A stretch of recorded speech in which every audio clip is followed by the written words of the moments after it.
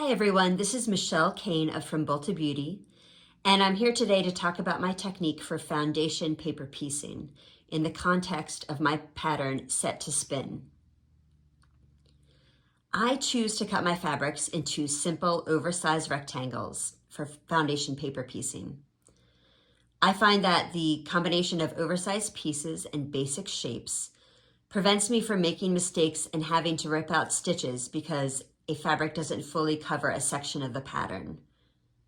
I also, quite honestly, have problems with spatial concepts. Like, my brain just does not work that way. And this technique compensates for that. There is waste with this method for sure. Once you see how I work with these pieces, I think you'll understand the method to my madness. If you have a different technique that works for you, go for it. So before printing out all of your sheets, check that your printer settings are set to actual size and print out a copy, just a test, on regular copier paper. Lay your ruler directly on the 1-inch gauge to determine that it is indeed printing at 1 inch. And once you're satisfied with the way the pattern is printing, you can print it on your chosen paper. I usually use newsprint because it's cheap and easy to find and easy to recycle. But for the demonstrations of this, for the purposes of this demonstration, I am using a specialty product. It's not one that I particularly like, so I can't recommend it. I also think it's super expensive. Newsprint works for me. So once you're sure your pattern is printing properly, you can print out all the copies required for the quilt size you're sewing. A couple other things before you begin. You'll want to bump down the size of your stitch length. I use about 1.7 on my Janome. This will help perforate the paper and make removing it later easier. I also starched all my fabric before cutting for this particular project. It's not something I've done before, but I really like the results I got with it.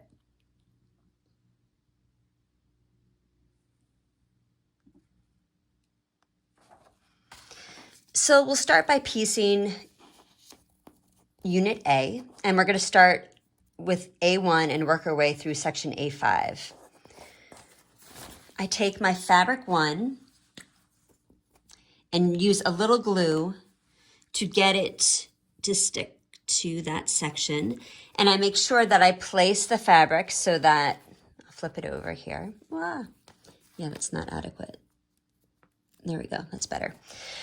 You need to make sure that the fabric extends into the perimeter, that is the seam allowance at the edge of the pattern, as well as it goes at least 1/4 of an inch into section 2.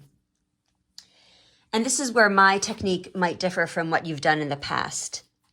I take a piece of thin cardboard, lay it on the line between sections A1 and A2, and I fold back my pattern piece. This paper was just to make things a little easier to see.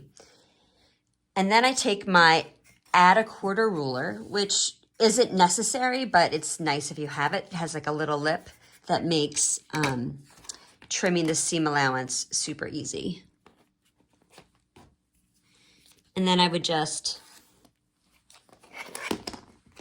trim my seam allowance and get my fabric 2. And because this is a light fabric going over a dark fabric, I kind of extend it past that dark fabric by just a few threads. That will prevent the green from poking out through the white. And I can see that it's going to adequately cover section A2 as well as the seam allowance.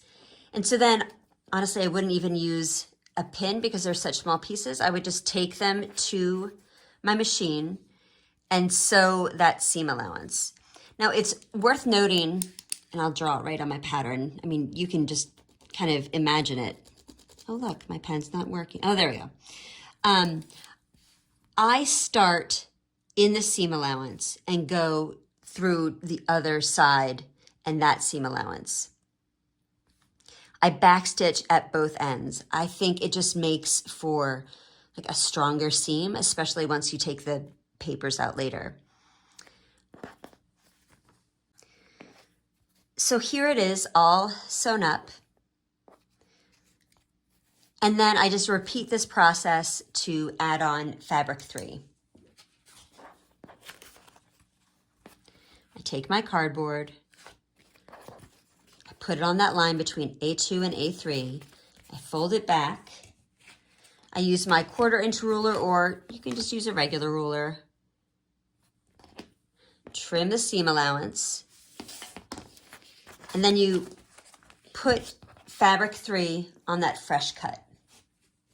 Now fabric 3 is a little trickier than fabric 2 because you see how it juts off to the side.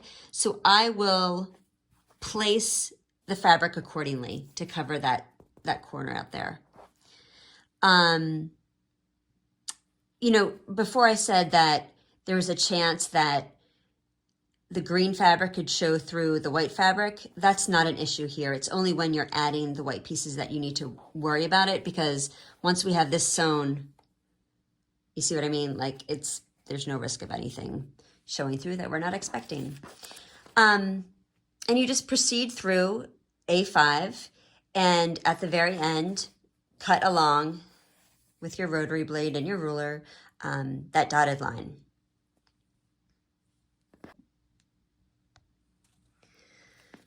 Moving on to section B, we'll do the same exact thing. However, we'll do it in the opposite order, and that will allow us to nest our seams later on. So I'll take my glue stick, flip it to the back, and place my fabric 5 so that it covers that whole section, including the seam allowance.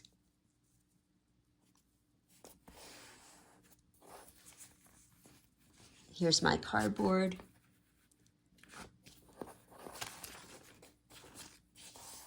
Honestly, that looks like it's 1/4 inch. I don't think I even need to, yeah, I don't really need to trim that. It's pretty perfect.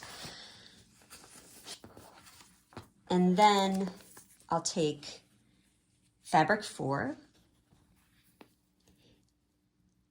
and do exactly what we did before, right? I think this time I will use some pins just because the pieces are a little bigger. I'll carefully flip it to the back, secure it with pins, and then take it to my machine. And just a reminder, my preferred way of doing this is starting and ending in the seam allowance, back stitching at both ends, and so sewing from here all the way to here.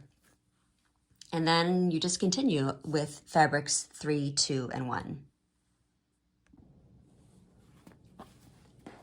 Here we have a finished A unit and B unit ready to join into a 1/4 block. At this stage, I have already removed the paper, and that's not something I usually do with paper piecing. Usually I keep it in. However, by removing it here, you can nest your seams. And because we already starched our fabric, we're kind of protecting it a little bit from distortion when we sew the bias edges. That's one of the reasons I would argue for maintaining the paper through this process, or through this stage of the process. So you can see just everything gets so nice and tight and precise.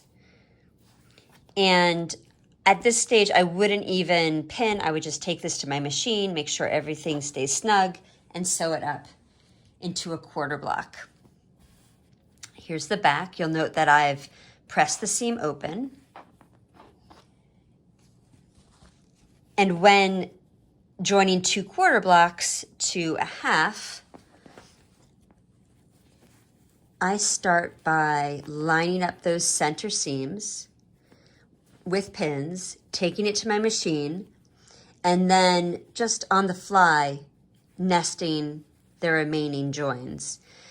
Now right here, the seam won't join right, or they won't nest right at the edge. It's a little further in, so there's still like a little channel where everything can kind of line up and you'll get really great results, really precise points. Here is the final stage. We have 2 half blocks, and I start this process by sewing maybe 10 stitches through the centermost seam. So I'll line that up as best I can. I don't even bother with pins. And I just check that I'm happy with that. You know, if I'm not, I can just remove, you know, a handful of stitches as opposed to removing an entire seam. This looks pretty good. So I would go through now, you know, get things to nest, pin the whole way across, take it to my machine, and press the seam open. There is one thing I want to bring to your attention that I discovered the hard way after my initial prototype was already quilted. So if you're using a dark fabric 1 and a light fabric 2, there are little triangles of fabric 1 that can show through fabric 2. And they're on the A pieces. Okay, so here's one. It's like a little triangle that when it's pressed open, you know, there's only one layer of white fabric on top of it. And so what I've been doing is taking my scissors and just trimming that triangle. I'm not trimming the white underneath it or anything else. I'm just reducing the likelihood that you will see that little bit in my final product. It may seem fussy, but you know, this is a pattern that requires time and energy, and I was a little brokenhearted, to be honest, to see those little bits show through in my final quilt. So hopefully this will get you good results. And that's it. I hope you learned a little bit about paper piecing, maybe something you didn't know before, a new technique.